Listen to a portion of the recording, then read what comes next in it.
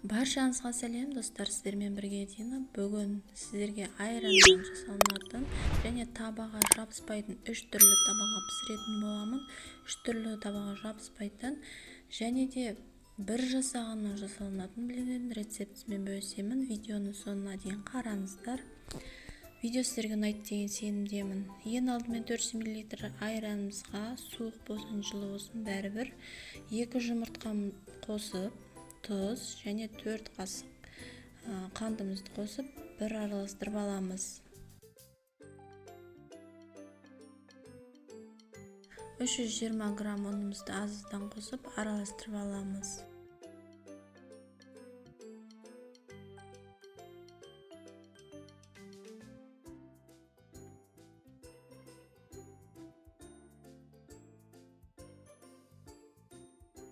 Енді 350 мл қайнап тұрған ыстық суымызға 1 шай қасық сода қосып, тез-тез жаңағы массамызға қосып араластырып аламыз.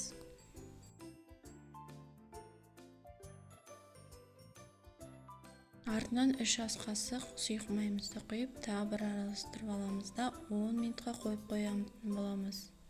Осы рецептпен жасасаңыздар, дәл осындай масса болып шығу керек.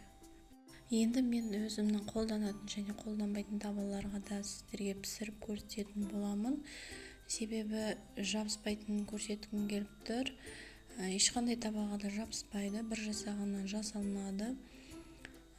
Басында осындай түрлері осындай болуы мүмкін, бірақ одан кейін әдемі болып шығады. Ең бастысы жабыспайды.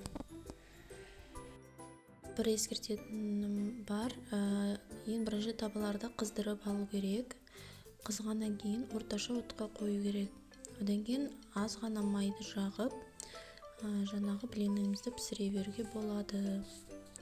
Егер де жабысады деген сенімде болсаңыз, пісірген сайын аздан ғана май жақсаңыздар болады.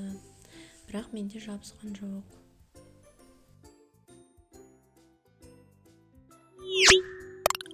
Видеоны соңына дейін қарағандарыңыз үшін рахмет.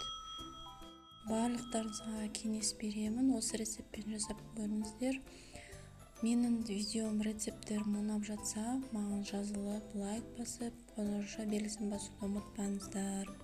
Алдағы уақытта басқа да рецепттермен бөлісетін боламын. Сол үшін қоңырауша белгісін басып қойыңыздар.